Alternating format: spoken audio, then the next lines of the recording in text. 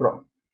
Então aí a gente tem, né, a IHM aqui, que é uma interface homem-máquina aqui, né, para você normalmente fazer set points mais perto da sua planta ali, algumas partes específicas da sua planta que você quer monitorar mais de perto ali no chão de fábrica. E aí a gente usa isso monitorando o processo que normalmente está num PLC, um CLP da vida, beleza? Então, qual que é o objetivo de um sistema de supervisório? Né? Para que existe o sistema de supervisório?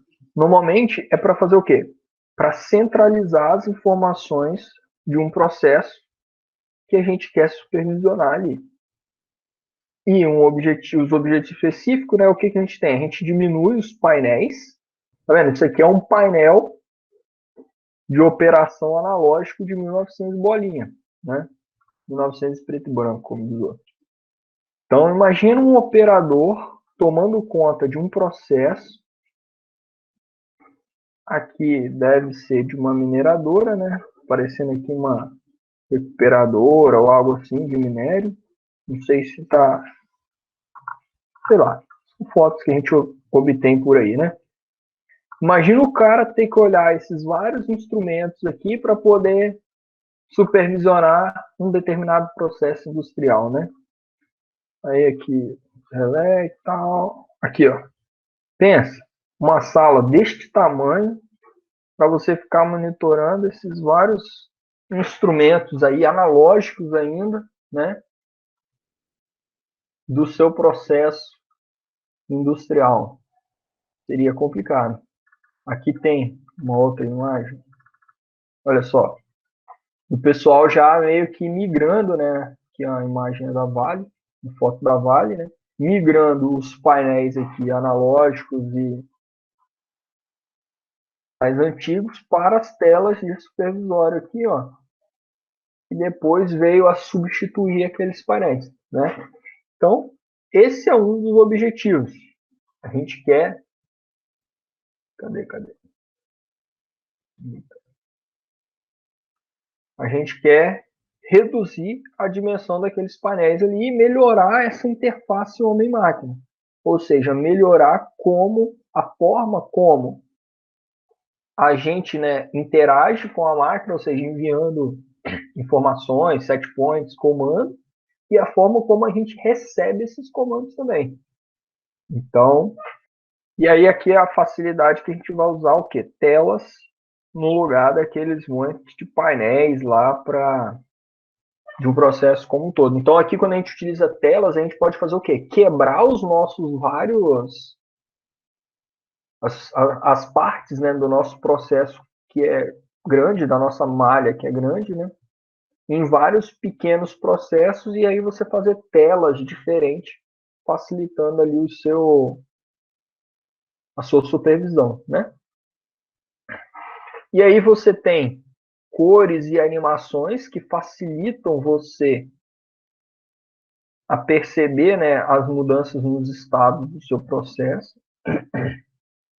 E uma outra coisa muito importante é que ela permite comunicação com diversos dispositivos de campos, independente de você estar com uma marca ou modelo, né? Então você pode, num sistema supervisório que tem CLP, por exemplo, né? Você pode ter CLPs de várias empresas diferentes comunicando com supervisório que não é de nenhuma delas, né? Independente do PLC que você queira controlar ali, você vai conseguir com ele. Seja por drive, que a gente vai especificar melhor o que é um drive daqui a pouco. Seja um drive, utilizando um drive específico daquele PLC, seja você utilizando comunicação via OPC, que é o que a gente vai utilizar aqui. Beleza? Então tá aqui, né? Quando eles começaram, isso aqui é uma usina termoelétrica lá da Bulgária, né? E antiga, né? Essa imagem, claro, que foi como era, né? Internamente o painel de controle dessa usina. Então, imagina você comandar isso aqui. Quantas pessoas não precisavam para supervisionar esse processo, né? Então, quando a gente tem painéis centralizadores, já vai cobrir a necessidade de você conseguir analisar o seu processo ali. Só que muitas vezes essa sala tem grandes extensões, né? A gente pode ver por aqui. E aí centenas ou milhares de instrumentos instalados que o operador tem que estar monitorando e às vezes comandando dali daquela máquina, daquela sala. E aí o sistema supervisório ele veio justamente para reduzir isso daqui. Você pega tudo isso daqui e coloca na tela de um computador aqui, certo?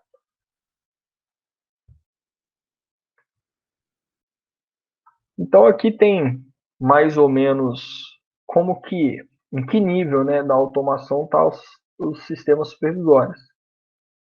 A gente tem os sensores e atuadores que estão de contato direto lá no seu processo, né, no chão de fábrica. Esses caras se comunicam através de entradas e saídas com os controladores do CLP, né, o controlador lógico programado. E aí você consegue, tanto para o seu sistema de supervisão, enviar informações do processo para a supervisão, como também enviar informações do processo para a supervisão, como também enviar comandos da supervisão para os processos aqui agindo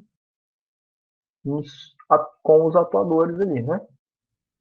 Então essa é a ideia. Os softwares supervisórios eles são personalizados para cada um do processo, para cada um dos seus processos que você quer fazer a supervisão ali, né? Então, você está supervisionando uma caldeira, seu supervisor ele é personalizado para uma caldeira. Você está lá supervisionando uma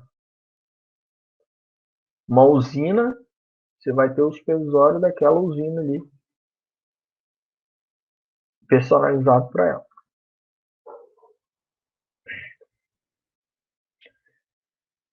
Então, o que o supervisório faz, né?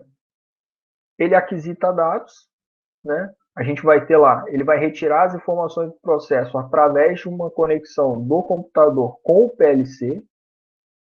Então, a gente tem a nossa máquina que está rodando o software supervisório, ele vai se comunicar com o PLC que está monitorando ali o seu processo, né? Ele consegue que esse CLP, né, o controlador do processo, que vai deter as informações daquele processo específico e através do qual vai enviar informações ao processo, né? Você pode daqui do seu supervisório, por exemplo, você tem um sistema de nível, né? Está controlando o nível aqui, você vai entrar com set point. Seu supervisório ele pode estar monitorando esse sistema de nível e uma das opções sua lá seja, por exemplo, um sliderzinho lá que você consegue mudar o nível do seu processo, né? Você sai aqui de 0 e vai para 10 metros de coluna d'água, por exemplo, né? Então você consegue mudar a set point de controlador, você consegue fazer acionamento direto, por exemplo, se você tiver uma válvula aqui de dreno, por exemplo, né? Você quer, quero drenar esse sistema aqui para dar, porque eu vou dar um shutdown na minha planta. Então eu tenho uma válvula aqui que está conectada no meu PLC e eu posso simplesmente abrir essa válvula através de um comando, né? Posso ter um sistema onde eu tenho um motor lá fazendo acionamento de uma carga, eu posso acionar e desacionar esse motor através de um comando no meu sistema supervisório. E ele faz também o quê? Gerenciamento de dados. Ele aquisita, né, e gerencia também. Por exemplo, você pode apresentar na tela como que está, se esse motor aqui ele está ligado, você apresenta lá ele pintadinho de vermelho. Se não estiver ligado, você vai ter ele como desacionado na tela do seu supervisório. Então você consegue ver o estado realmente do seu processo ali através das suas telas. Você pode ter históricos também mostrando, por exemplo, como que esse nível evoluiu ao longo do tempo, né? Então você tem lá um gráfico com histórico do seu processo, consegue visualizar também. Você consegue ter alarmes, eu acho que no próximo slide aqui vai estar falando de alarmes, não. Mas você pode também ter configurações lá de alarmes na sua tela para ativar, por exemplo, se você está com nível muito baixo, se você está com nível muito alto. Então, tudo isso daí facilita a operação do seu processo. Né? Essa daqui é uma figurinha que vocês verão tanto aqui como lá em automação, né? Que é a pirâmide da automação.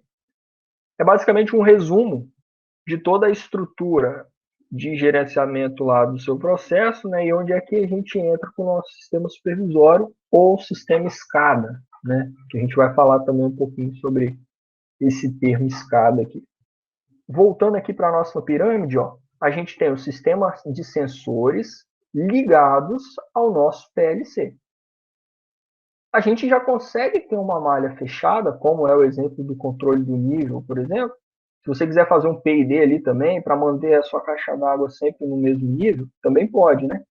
Então, só com isso aqui, você já consegue fazer a automação, né? Aí, vem os sistemas escadas ou o software supervisório, que se comunicam com o SPLC para você conseguir supervisionar, né, o nome já diz, né, supervisor, supervisionar o seu sistema. Quando você está supervisionando esse sistema, você consegue, aquilo que eu falei nos slides anteriores, né, dar comando em tempo real. Por exemplo, eu posso mudar o set point na minha caixa d'água, né? Se eu estou num semáforo e eu tenho o supervisório daquele semáforo, eu posso mudar, por exemplo, o tempo que fica no verde, o tempo que fica no vermelho, né? Então, eu consigo dar esses comandos. E eu consigo também, através da tela do meu computador, monitorar aquele processo específico, beleza? Consigo colocar ali um semáforo e ver através desse semáforo que está ali na minha tela, consigo ver qual é a situação que está lá no meu processo real, beleza? Essas duas coisas, a gente está aqui, nível 1 e nível 2 da nossa pirâmide de automação. Esse nível 1 e nível 2, no nível 1, né, a gente está no nível de sensor. A gente fala que é o chão de fábrica.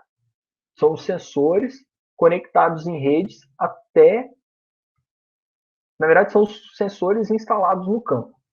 Quando esses sensores vêm para o CLP, a gente está no nível 2, onde a gente vai supervisionar aquele processo em si.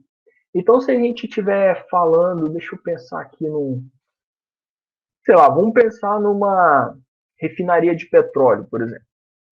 Você tem lá a coluna de destilação e você vai entrar com um determinado fluido aqui embaixo, vai fazer a destilação e vai sair com o seu produto aqui em cima, vai ter um produto aqui embaixo também e tal. Para você entrar com esse fluido aqui, você tem que ter um reservatório dele aqui de algum lugar, em algum lugar, né? Então pode dizer que você precise monitorar esse nível aqui. Então você vai ter sensores aqui, vai ter sensores na sua coluna de destilação toda aqui também. E aí você está com a sua planta, o seu processo é a coluna de destilação aqui, só que você também tem esse processo aqui, que seria esse nível aqui. Aí, lá na sua tela de supervisão, qual que é a sua preocupação? Se você está aqui, ó, no nível 2 da sua pirâmide de automação, ou se você está no sistema escada, ou no sistema de controle e supervisão. A sua preocupação, pessoal, é manter aquele processo rodando nas melhores condições possíveis. Então, você quer controlar, vamos supor que eu quero uma vazão de saída aqui de 3 litros por minuto. E eu quero uma vazão de saída desse outro componente aqui de 2 litros. Nossa, 2 litros por minuto. O seu supervisório, ele está aqui para te mostrar as condições e você quer que em regime permanente esteja assim. E o seu supervisório também te permite aqui, por exemplo, tem um botão aqui, né, um slidezinho que sai do 0 e vai até o 5, por exemplo, que vai te pedir um set point aqui. Não, agora eu quero produzir mais desse cara, eu quero produzir 4 litros por minuto. Você vai lá no seu set point, pede um novo set point no seu sistema supervisório.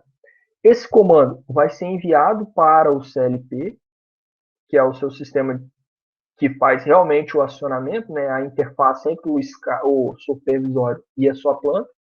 Esse cara vai ir lá nos atuadores que precisa e vai atuar da forma que precisa para que o seu processo chegue a 4 litros por minuto. Né? Você vai ter um PID ali que vai manipular trocentas válvulas ali, porque esse processo é complexo pra caramba. Mas, enfim, você está no nível 2 da sua pirâmide de automação. Agora,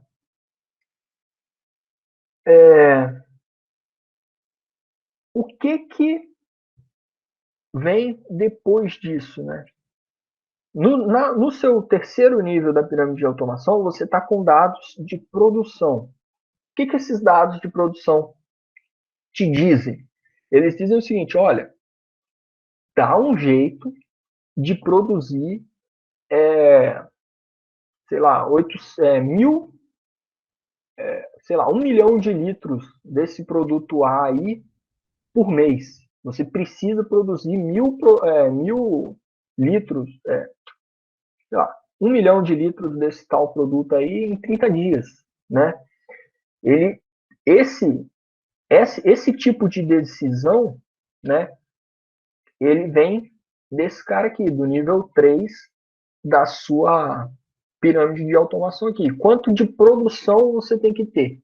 Ah, beleza, eu preciso ter, sei lá, 10 mil litros de um produto X. Beleza.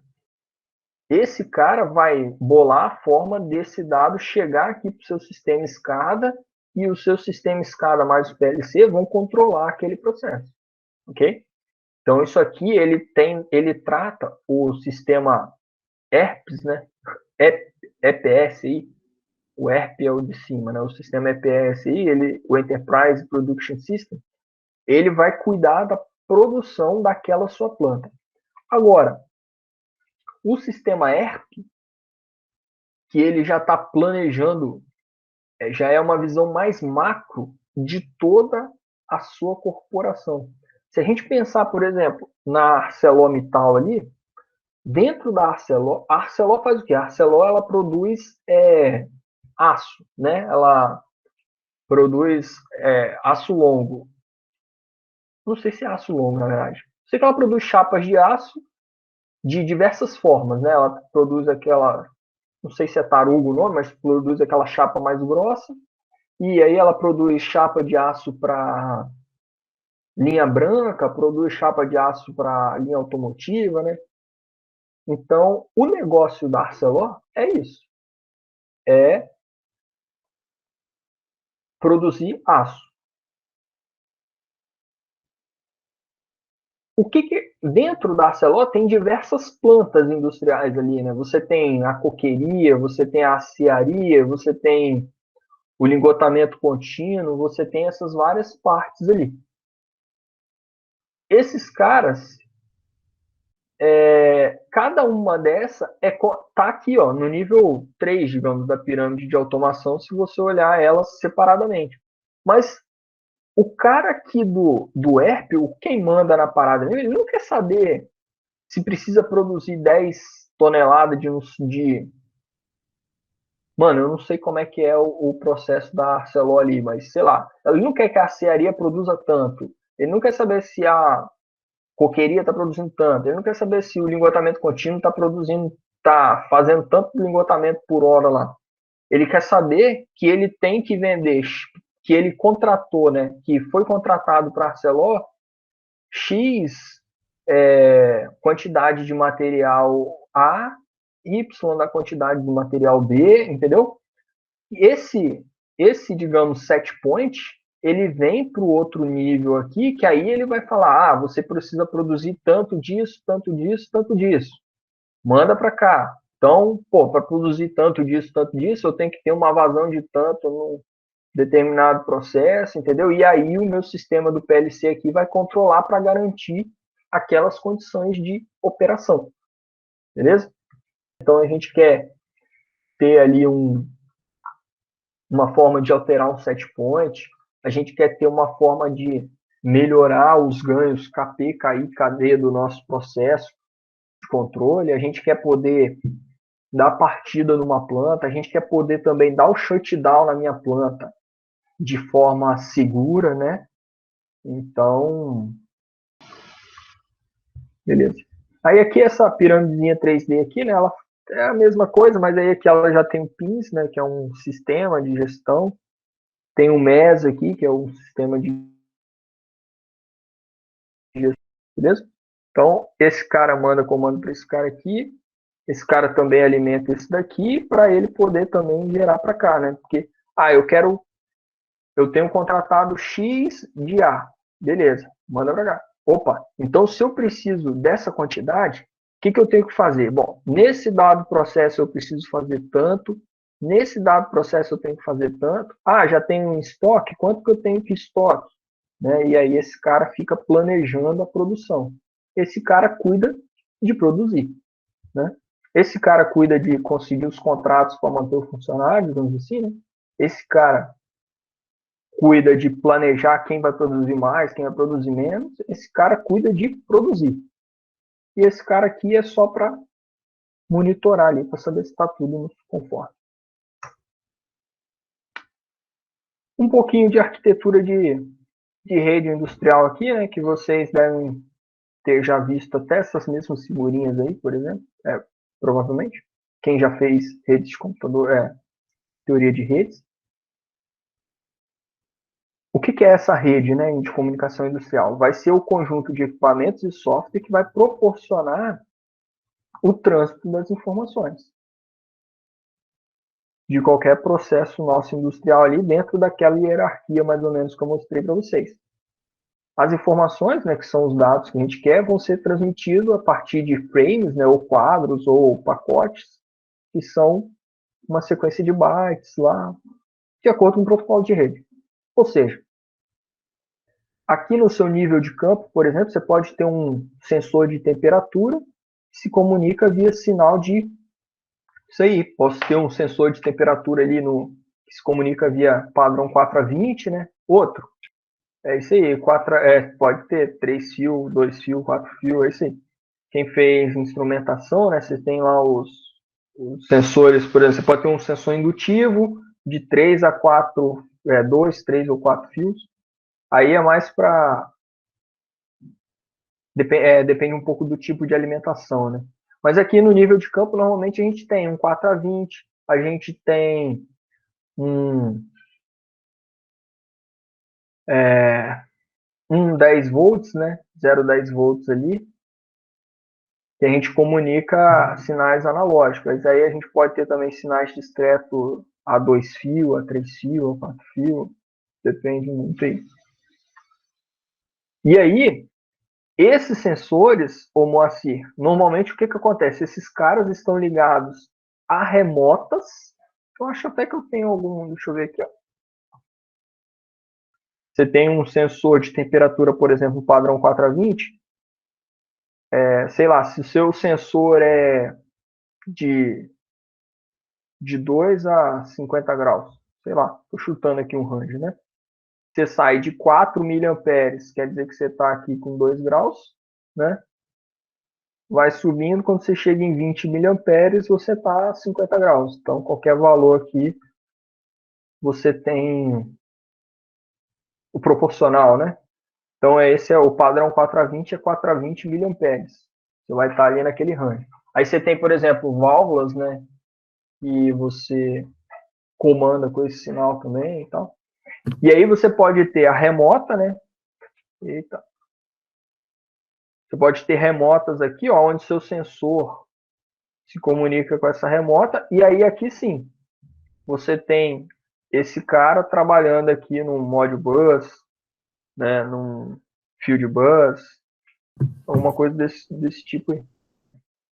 Beleza. E aí depois, né, já saindo aqui, você tem o seu nível de campo, aí você vai ter, por exemplo, isso aqui é uma remota, você vai ter um outro protocolo aqui chegando com isso no PLC, você hoje, a maioria é internet, né, internet industrial aí. E aí o seu PLC também se comunica direto com os computadores. Aí você pode ter uma máquina de engenharia, que é quem faz programação do PLC, quem faz programação ali, edição do seu supervisório e tal. Você pode ter uma máquina que é só para supervisão do seu processo, né? A máquina da engenharia aqui vai fazer as edições que precisar. A outra máquina é para o operador trabalhar no campo, assim, monitorando o processo de fato, né? Aí você tem aqui banco de dados, que você pode estar coletando os dados nesse processo, né?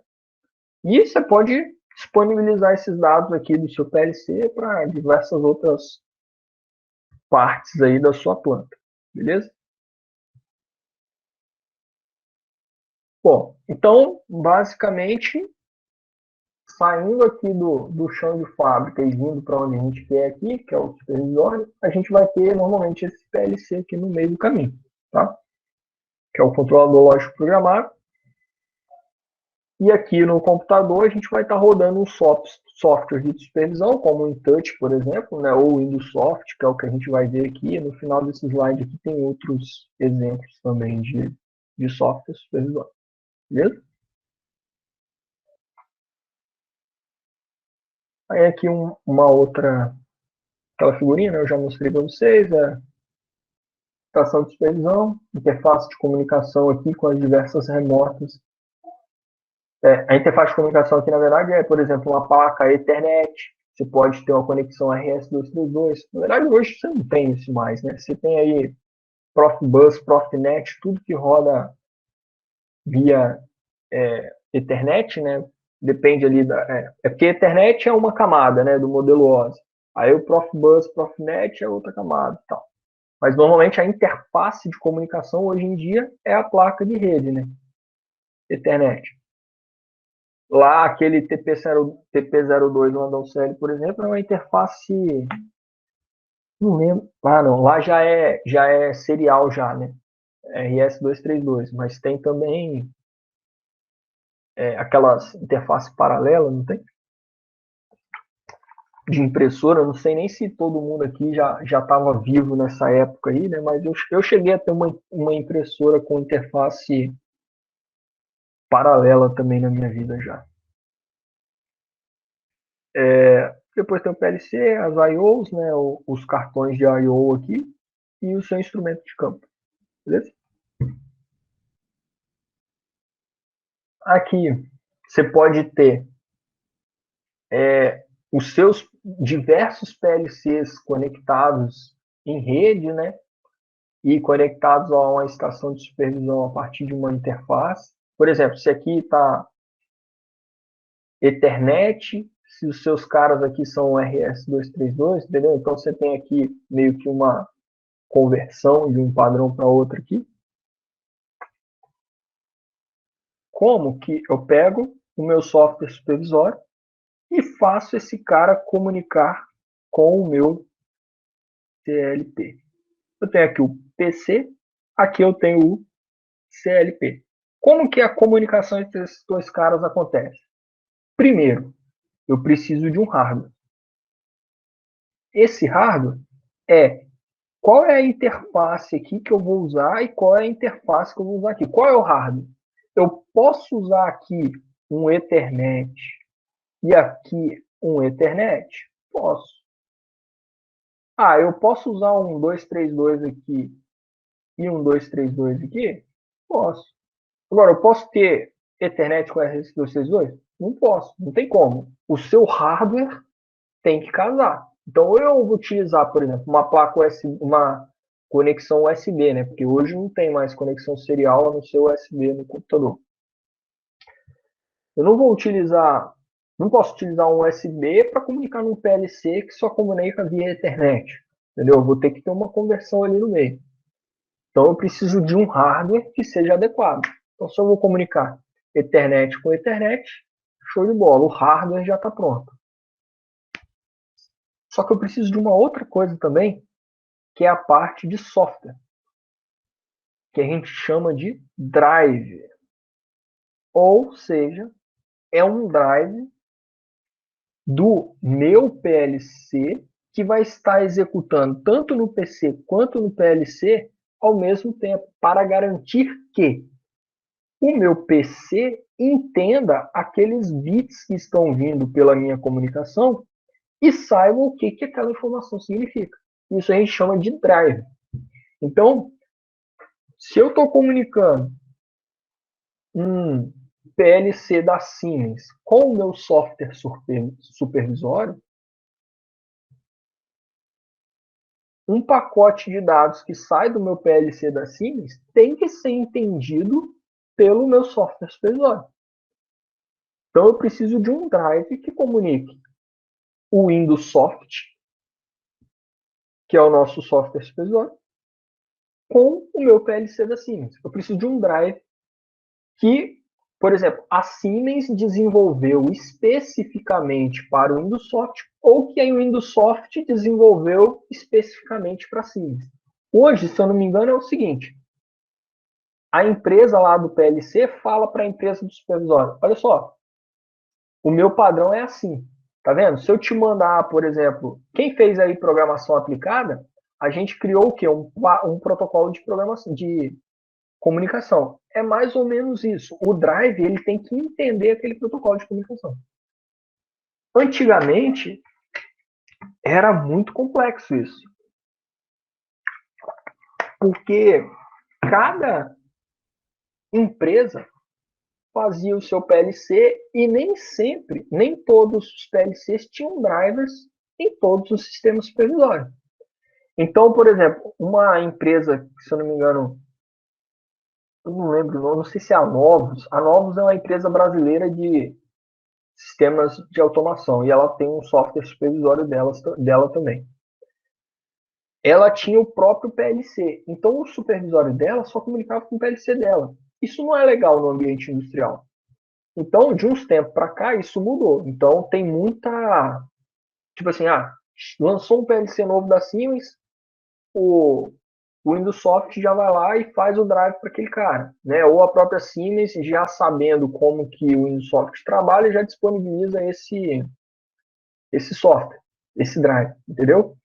E o que a gente vai ver daqui a pouquinho, que veio também para resolver esse problema, é o OPC, que é um sistema de comunicação que virou um padrão, é o padrão OPC. E aí, desde que o seu CLP tenha comunicação OPC, você usa um servidor OPC para ficar monitorando aqueles caras e você usa o seu sistema supervisório para consumir o seu servidor OPC. A gente vai falar melhor sobre isso mais para frente.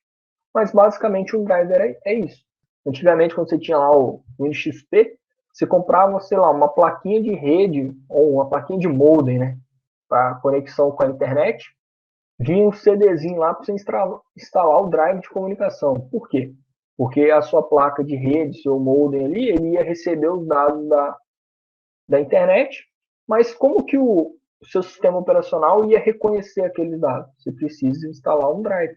Placa de vídeo, impressora, é a mesma coisa, é o drive de comunicação. Como eu já falei, né, ele é responsável pela comunicação e possui o protocolo de comunicação de cada equipamento. E aí um dos grandes problemas de se interfacear equipamentos e sistemas no chão de fábrica reside em compatibilizar os protocolos de camada de aplicação, né? Ou seja, como que o meu supervisório vai entender aqueles bits 0 e 1 que está chegando ali. Dois protocolos se destacaram aí na utilização de drives de comunicação com equipamentos de campo, que foi justamente o OPC e o DDE. A gente vai falar sobre eles agora. O que é o OPC? Né? O OPC ele foi inicialmente liderado ali pela própria Microsoft e foi especificado por essa fundação aqui que eles criaram, a OPC Foundation. E hoje ele é um padrão na nossa indústria. Um fabricante de equipamento de controle ele pode fornecer com o produto um servidor OPC. Aí aqui ó, eu tenho uma imagenzinha justamente lá do KeepServe que mostra o KeepServe como um servidor de um servidor OPC. O que acontece? O nosso PLC ele tem as suas variáveis, a sua programação interna, né? Tem as variáveis ali internas. O servidor OPC, o que ele faz é fica monitorando essas minhas variáveis do PLC. E o nosso software supervisório, ele vai se comunicar com esse servidor toda vez que ele quiser saber como que está um determinado estado de uma variável. Entendeu? Então, esse servidor OPC, ele está na nossa máquina, vamos pensar assim, ele está no nosso computador, monitorando através do protocolo de comunicação o CLP. Então, o CLP, ele tem que dar suporte ao OPC, né? Porque aí os dois conversam ao OPC, o servidor aqui vai ficar monitorando as variáveis. E aí, o software supervisório vai monitorar as variáveis aí do OPC. Beleza? Nós vamos ter uma prática aí só para a gente configurar essas coisas, ver o bagulho todo acontecendo aí. E o fabricante do sistema SCADA, que é o fabricante do supervisório, ele fornece o cliente OPC, que vai acessar o servidor para buscar e colocar novas informações. Ok? E aí o mesmo vai acontecer também com fornecedores de inversores de frequência, relés inteligentes ou qualquer outro tipo de dispositivo industrial inteligente aí que trabalhe com padrão OPC. Você pode ter inversores de frequência que trabalham com OPC também. Beleza? Essa sigla SCADA aqui, pessoal, esqueci, System Supervision, Control, Data and Data Acquisition. É isso aí, Supervisory, Control and Data Acquisition, se eu não me engano. A gente vai ver melhor sobre ela depois. Mas pensa no sistema SCADA como um supervisório, beleza? Eu vou diferenciar o que seria um SCADA de um supervisório, de uma IHM, beleza? Mas o SCADA aí é um supervisório. Esse slide já devia estar no começo, mas está mais para frente. No sistema SCADA, ele também ele pode fornecer um servidor OPC. Ou seja, no lugar de eu usar aquele que serve, eu posso ter o próprio servidor OPC no meu sistema de supervisório ali, no sistema SCADA. Beleza? Não é o nosso caso que a gente vai trabalhar aqui.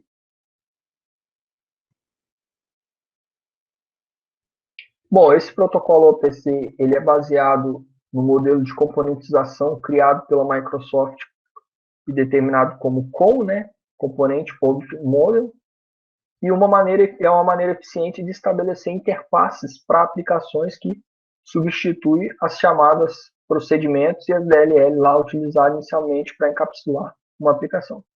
O nome OPC vem de OLE para controle de processo, né? Or Process Control. E foi criado na época em que a COM era um modelo embrionário, barará, barará. E o nome OLE é de Object Link Embedded, né? Ou seja, vinculação e incorporação para controle de processo, se a gente for pensar no nome completo aqui. Então, ele foi pensado realmente para controle de processos industriais, por isso que é muito utilizado hoje. Então, aqui, ó, a gente tem um exemplo daquilo que eu falei, né? O fabricante A, ele podia comunicar com um InTouch, e o InTouch mandar uma mensagem para ele. Já um outro drive de um fabricante B, comunicar com o supervisor fixo. Um drive C com o supervisor Eclipse. Agora, se eu quisesse pegar esse cara e comunicar com o Eclipse, eu não podia. Se eu quisesse pegar esse cara e comunicar com esse cara aqui, eu não podia. Assim como esse também não podia comunicar com esse, tá vendo? Essa imagenzinha aqui. Agora, se eu levar em consideração o OPC, pô, show de bola. Se todo mundo aqui fala OPC, né? Esse fala OPC, esse fala OPC. Pronto. Resolvi o problema. Independe de fabricante. Beleza? Então, o padrão OPC veio para, como diz, colocar ordem aí na bagaça. Beleza? Possibilitar a comunicação entre diferentes tipos de sistema. A arquitetura de um cliente-servidor, né? Como é que funciona ali Você tem o cliente OPC e você tem o servidor OPC, né? Aí aqui entra aquele CONDECOM ali, que é como que o servidor OPC, por exemplo, o KeepServe lá que a gente vai ver, fornece os dados para o nosso Windows Soft. Aí, para isso, ele utiliza essa componentização aqui, utilizando o CONDECOM, né? Você tem consumidores de dados, que são os clientes, e você tem a fonte dos dados, que são os servidores, né? KeepServe e Windows Soft, vamos pensar assim. Aí, como que é a troca aí? É baseado nesse CON, né? CONDECOM aqui. Os clientes e os servidores OPC são programas separados, né? O servidor OPC também a gente vai ver, ele também vai ele responde, na verdade, a comandos do cliente OPC. Por exemplo, se eu quero saber qual é o valor da temperatura, o servidor OPC está falando aqui com o meu PLC e ele tem essa informação. Se o meu cliente aqui, o meu Windows Soft, o meu supervisório, quer saber qual é o valor dessa temperatura, ele pergunta ao servidor.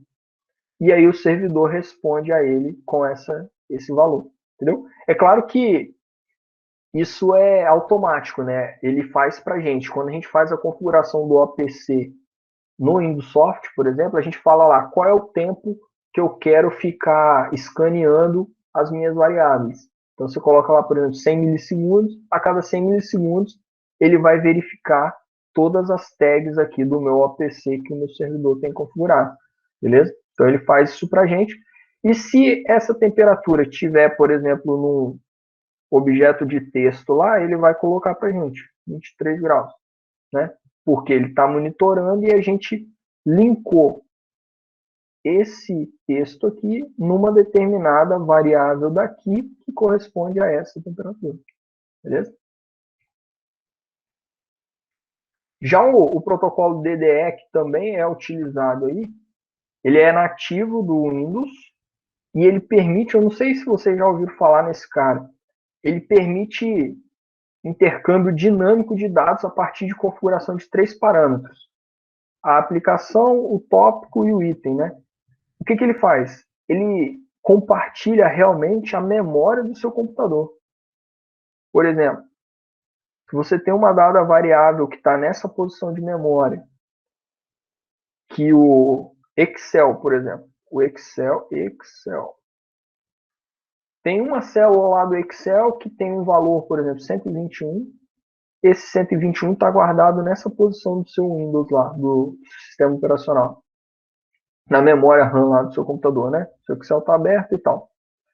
Aí, um servidor OPC, ele quer... Pô, mas aí o link... beleza. Vamos fazer ao contrário, então. O seu servidor OPC, ele está guardando 21 graus aqui, né? 21 dentro de uma posição de memória lá do seu computador. Aí você pega um software como o Excel, por exemplo, digamos que você quer fazer o seu sistema supervisório dentro do Excel.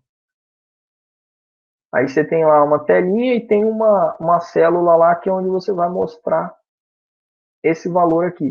O que esse protocolo DDE faz? Ele compartilha essa região de memória e você faz com que esse Excel aponte para cá. Ó.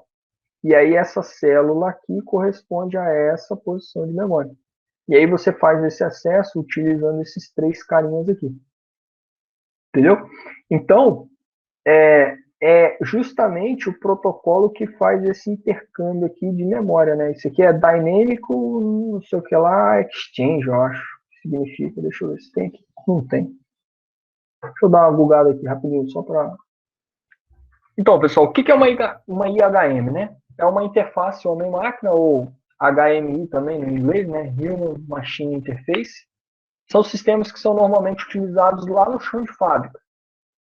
E eles vão estar localizados próximo àquele equipamento, aquela parte do processo que ela está monitorando, né? E normalmente elas, quando você tem essas IHMI, ou tem um operador que precisa ficar fazendo alguma ajuste ali, alguma coisa no decorrer do funcionamento normal do processo, ou é uma área que você vai estar checando, né? Então você vai passar de tempos em tempos para fazer um relatório, para pegar uma informação do seu processo e tal. Você pode também alterar parâmetro. Você tem um processo ali que tem um PID, pô, deixa eu mudar um pouquinho esse set point aqui para ver se melhora. Desculpa, mudar aqui o parâmetro do meu controlador para ver se melhora e tal. Você pode colocar também operação manual quando você estiver fazendo alguma manutenção. Você pode alterar configurações de equipamento, né? Como eu falei, por exemplo, alterar os parâmetros PID e tal. E também são muito utilizados, pessoal, quando você tem ali não processos contínuos. Você tem. Pô, me fugiu a palavra, desde aquela hora eu estou buscando a palavra, mas eu esqueci. Porque quando você tem automação, você pode ter automação de processos contínuos, processo discreto. É como se fosse bater lá, mas é processo discreto, né? É porque o contínuo é quando você, por exemplo, está fechando você fecha uma malha de controle e você quer continuamente monitorar aquele cara. Agora, quando você tem um processo discreto, por exemplo, uma estampa, uma máquina de fazer estampa, né? Então você vai ali, coloca, se a gente estiver falando de uma máquina de estampar, sei lá, fazer qualquer estampa em chapa metálica. Você coloca a chapa, posiciona, você tem ali esqueci o nome, mas as peças que vão formar realmente o desenho na sua chapa, e aí você aperta lá um botão para fazer a estampa, você pode, uma CNC, boa, uma CNC é uma boa pegada. Uma CNC você pode ter ali uma IHM para você controlar, por exemplo, escolher a ferramenta, né? Você pluga um pendrive ali na sua IHM, joga o desenho para ela, ela mostra mais ou menos ali de uma forma menos com a resolução mais baixa e tal, mas você consegue ver ali o desenho. Você pode selecionar a ferramenta, trocar a ferramenta da máquina. Então a CNC é um bom exemplo de onde uma máquina assim de, de automação discreta, né, digamos assim, porque você vai fazer uma chapa ali, você manda ela fazer e pronto. Se você vai trocar o seu desenho, você troca o desenho e manda o play, ela faz para você. Então, normalmente, esses processos, assim, essas células de automação menores, processos menores na automação, você usa uma IHMzinha ali que resolve o seu problema. E, normalmente, como está aí escrito, né, ela fica no chão de fábrica. A gente tem os sistemas SCADA, né? Supervisory, Control and Data Acquisition. Na automação vai se referir ao sistema de supervisão como um todo, né? Controle e aquisição de dados composto por um ou mais computadores monitorando e controlando um processo. O objetivo principal do sistema SCADA é proporcionar uma interface de alto nível do operador com o processo, informando em tempo real de todos os eventos de importância da planta, né? Esse em tempo real aí está entre aspas aí e itálico porque o tempo real aí ele ainda tem, não é aquele real de verdade, né? Você tem todo o ciclo de scan do seu PLC, ou se tiver uma interrupção, beleza, é mais rápido, mas você tem o ciclo de scan do seu sistema supervisório, então esse tempo real nunca é tempo real de fato, né? Então, o SCADA, normalmente, ele vai englobar tanto o software supervisório, quanto o banco de dados, quanto uma outra máquina de engenharia, quanto o seu PLC. Esse é o sistema SCADA. Dentro do sistema SCADA, também faz parte o software supervisório, entendeu? Então, o software supervisório, ele é um componente do sistema SCADA, beleza? Só que, pessoal, isso aí, essa definição assim, cara, isso embola muito. Normalmente, você fala de sistema SCADA, você está falando de software supervisório, às vezes você fala software supervisório, você está querendo falar o sistema como um todo. Então, SCADA e supervisório é basicamente a mesma coisa, beleza? Na literatura aí, isso se confunde muito. Então, pensa o seguinte, se é um sistema SCADA, tem um software supervisório. Se é um software supervisório, vai fazer parte de um sistema SCADA, beleza? Sistemas aí aqui, né? Tanto é que eu falo aqui, ó, os sistemas SCADA são aplicativos que permitem monitorar e rastrear informações do processo produtivo. As informações elas podem ser visualizadas por meio de quadros sinóticos animados com indicações instantâneas aí das variáveis de processo. Né? Então aí tem um exemplozinho de uma tela bem ruimzinha aí, a foto que eu tirei aí. Um outro aqui, um sistema de controle semafórico, né? Tá vendo? Um supervisor aí de um sistema semafórico. O sistema SCADA ele vai permitir a um operador, né, em um local central, controlar o processo distribuído, porque você pode, por exemplo, tem esse semáforo, esse, ou seja, ele está distribuído em várias partes, e aí vários tipos de processos, né? Você pode alterar set points, tudo isso aqui eu já falei, né, pessoal? Controlar o processo, abrir e fechar válvula, chave monitorar, ou chave, né? Monitorar alarmes e tal. Um outro exemplo aqui, ó, linhas de transmissão, né? Monitoramento de linhas de transmissão.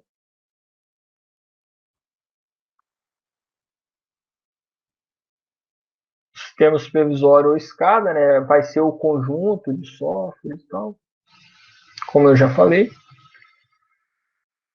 Então, o que os softwares de desenvolvimento, né, de sistemas supervisórios, né, como o Windows Soft, quais são as características dele?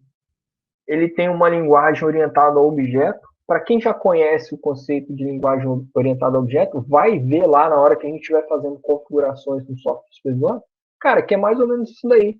Quando a gente tem, por exemplo, uma variável analógica, uma tag, né, que a gente chama analógica, ele vai ter lá o campo para o nome, o campo para o range, né, para os limites mínimos e máximos, vai ter limites de alarmes. Se a gente pensar na orientação objeto, é como se eu tivesse uma classe chamada variável analógica que tem todos aquelas propriedades ali. Então é basicamente a gente faz a configuração ali pensando com a cabeça de quem estivesse programando com uma linguagem orientada a objeto. Okay? É de boa configuração, né? Porque teoricamente os caras que desenvolveram a ferramenta, eles já pensaram em todos os projetos ali que são possíveis de utilizar ela. Então, normalmente ela tem uma boa configuração. Tem um bom desempenho, porque foi feito para isso, né? E tem uma boa biblioteca de elementos para os mais variáveis processos. A gente vai falar logo na frente ali que se eu quero, por exemplo, indicar um motor, normalmente eu não vou utilizar no meu supervisório um quadradinho aqui e vou escrever aqui motor, para mostrar que esse motor está ligado ou desligado. Normalmente a gente pega um desenho realmente de motor aqui para deixar o mais próximo possível do real, entendeu? E aí quando ele ligar ele vai ficar verde e tal, então ele tem uma boa biblioteca de elementos que a gente vai precisar monitorar. Ok?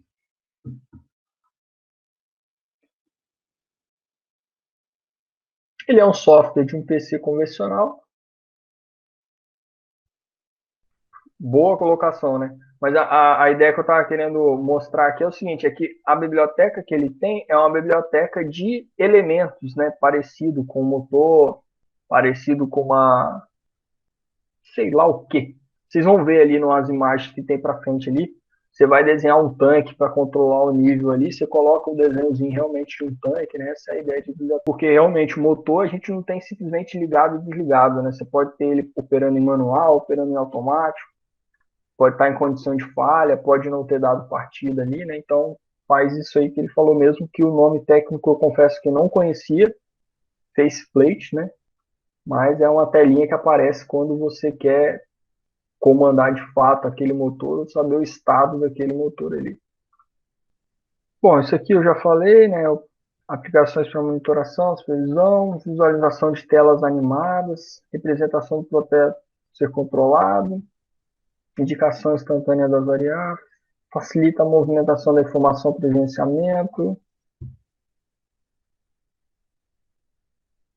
E aí, Os softwares supervisórios, eles também têm, né, pessoal, as chamadas GUI, né, ou Graphical User Interface, ou simplesmente as interfaces gráficas de usuário, que é realmente aquela tela que a gente vê, né?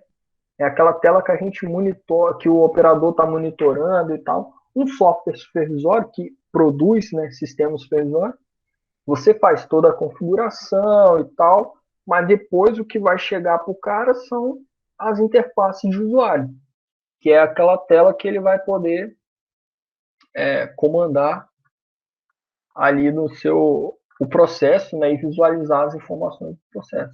Beleza?